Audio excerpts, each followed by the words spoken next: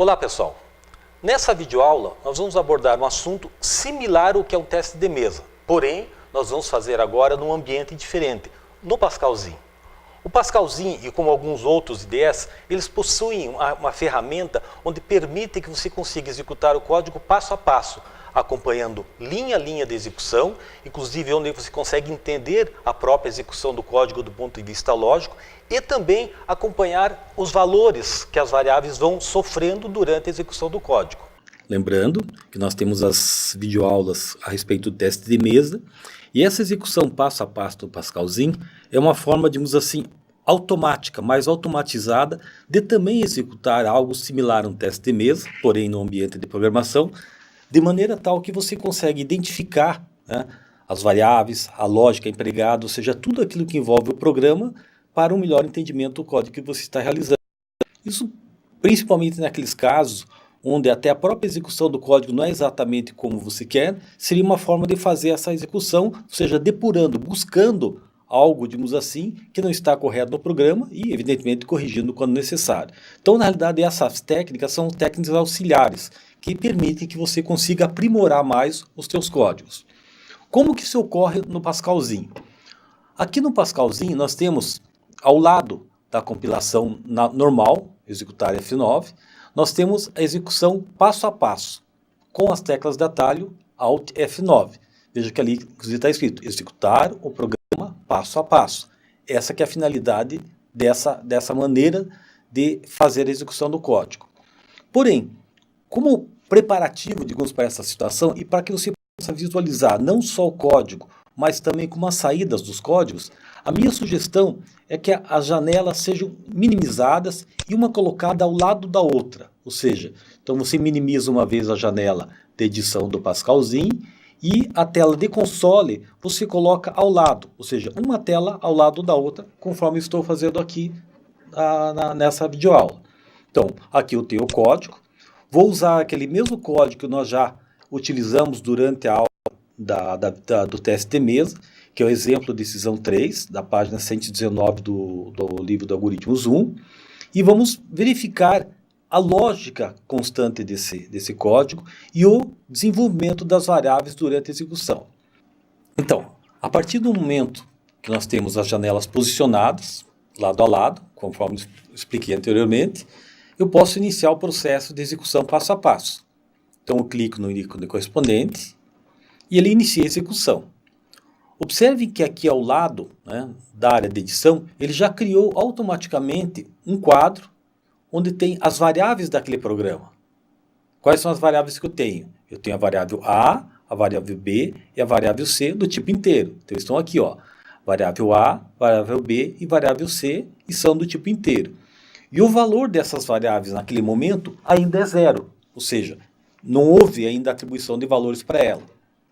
Vamos voltar agora à janela de edição. Observe que na primeira linha, logo a seguida do begin, ele posicionou uma barra verde sobre essa linha. Essa linha diz o quê? A recebe 1, B recebe 2, ou seja, duas atribuições.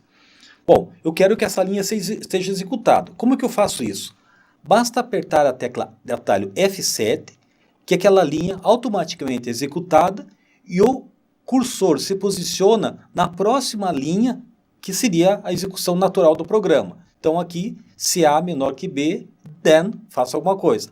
Mas antes de prosseguir, observe o seguinte, A recebe 1, B recebe 2, significa que essas variáveis desse momento não têm mais o valor zero que era de início do código. Então vamos voltar naquele quadrozinho das variáveis. Então veja aqui, ó, a variável A está com o valor 1 e a variável B está com o valor 2. Do ponto de vista lógico, essa linha tem que ser executada. Então, se A é menor que B, que é o que ocorre, A é 1 e B é igual a 2, vamos ver, apertando F7, qual outra linha que é executada. Ó, veja onde foi para a linha, né, que corresponde à condição verdadeira dessa estrutura de decisão, onde A recebe B. Bom, se A recebe B, significa que A originalmente está com 1. Se ela recebe B, B está com 2. Então, significa que ao executar essa linha, observando aqui no quadro, A tem que ser o valor 2. Então, eu vou apertar F7, ó, A está com o valor 2. A linha seguinte, qual é? C recebe 2. C está aqui originalmente com 0. Se eu executar essa linha apertando F7, então C deve receber 2. Apertei novamente, então apareceu, observe, A2, B2 e C2, exatamente conforme a execução do código. Observando também que a partir da linha else, que seria a condição negativa dessa estrutura de decisão, ele passou automaticamente para aquela linha que não faz parte da estrutura, mas já está no finalzinho do código, onde tem write, valores da A, B e C, os valores da A, B e C. Bom, então eu quero executar essa linha. Aperto F7 mais uma vez. Então nós podemos observar aqui na janela de console, valores de A, B, C, 2, 2, 2, conforme exatamente esse código deveria ser executado.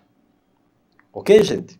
Vamos ver um outro código agora, que também foi utilizado durante as videoaulas de teste de mesa, que seria aquele exemplo da estrutura de repetição, onde nós temos lá 2 parapassos, um embutido sobre o outro. E ele tem várias saídas de tela, observando que, relembrando inclusive daquela videoaula, o parapasso interno vai ser executado tantas vezes quanto é executado o parapasso externo, até que se encerre todas as execuções. Mesma situação do anterior. Clico no ícone que inicia a execução passo a passo, ele posiciona na primeira linha logo a partir do begin. Aqui ele cria a tabelinha com as variáveis do meu código, que eu tenho I e J. Nesse caso aqui já recebeu 1. Por que ele faz isso, diferentemente do caso anterior, que a linha tem que ser executada para que então ele atribua o valor?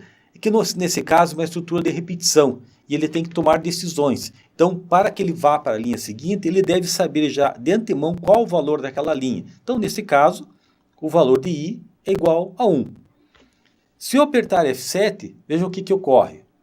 Ele vai para uma linha de saída de tela, write line, executando. Nesse caso aqui, ele deve ser aquela mensagem de executando o laço externo. Vou apertar F7. Então, observando aqui na caixa de console, executa o laço externo uma vez. Agora eu vou apertar F7 novamente. Vai para a linha do interno.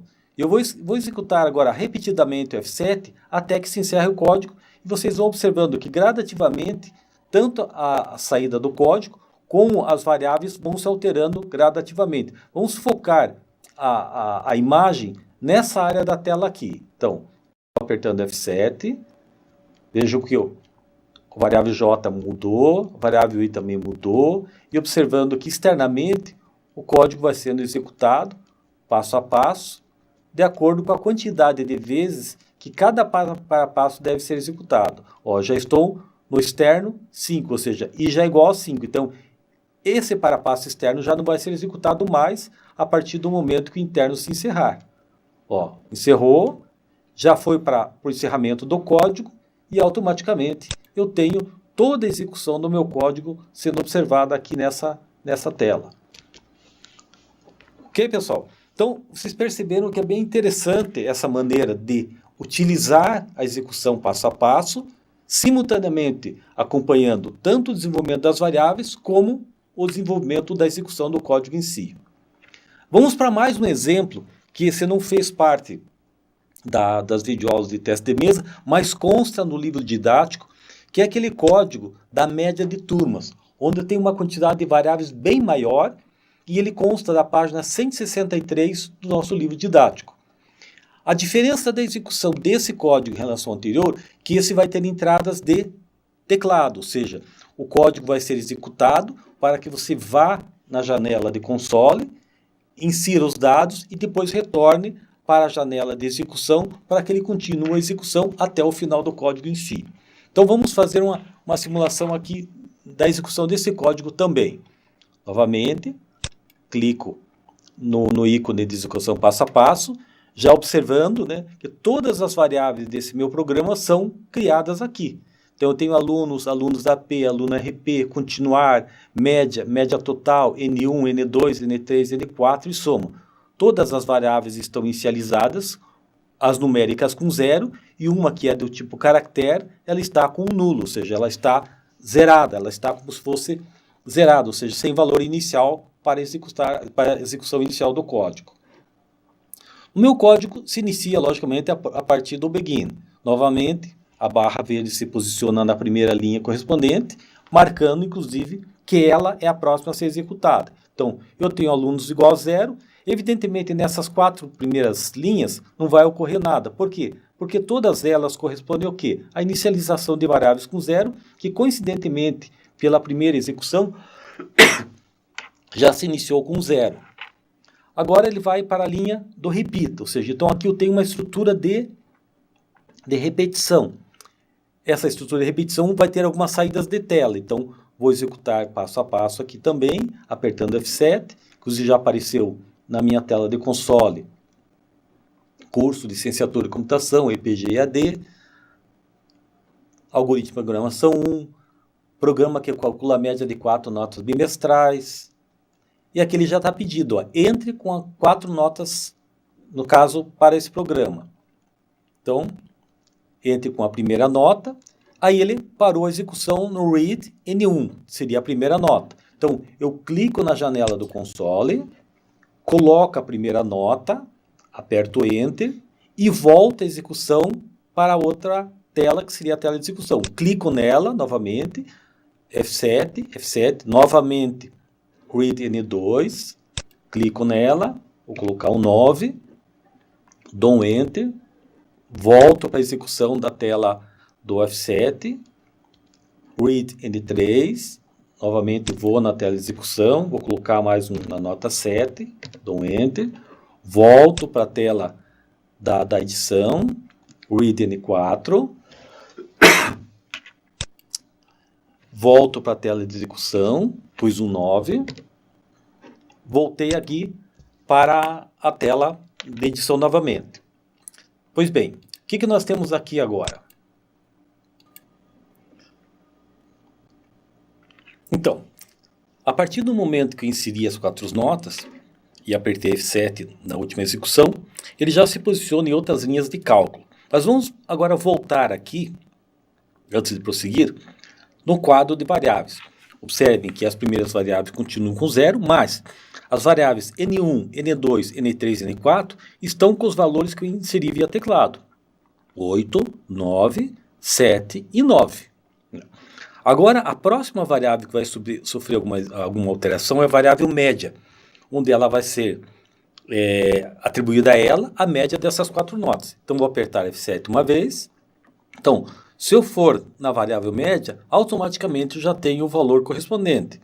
Vou apertar novamente F7 para executar a linha do soma. Soma recebe soma mais média. Nesse caso, vai se repetir o valor da média, porque na realidade o soma ainda está apenas com o valor inicial. Agora a variável alunos recebe alunos mais 1.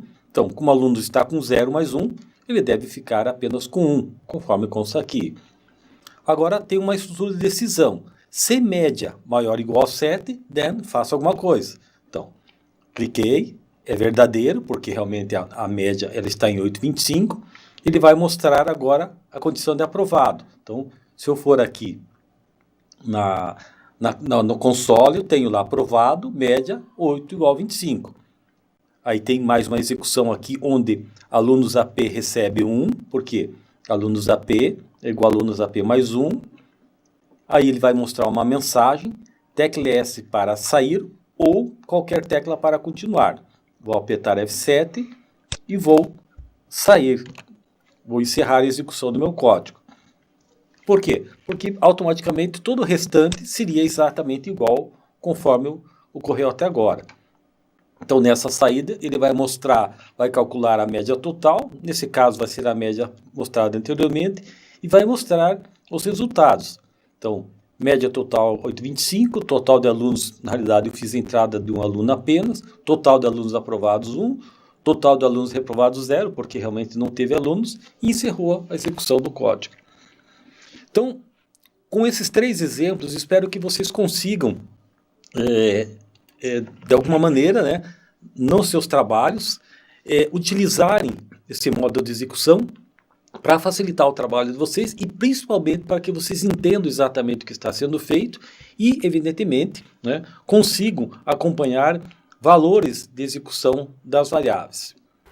Isso pode ser feito tantas vezes quanto você queira. Isso não vai afetar o código em si, mas vai permitir com que você consiga entender o que está ocorrendo no teu código. Ok, pessoal? Espero que essas videoaulas tenham sido mais elucidativas até do que o próprio livro e espero também que vocês coloquem em prática todo esse desenvolvimento de trabalho. Ok, pessoal? Até a próxima aula.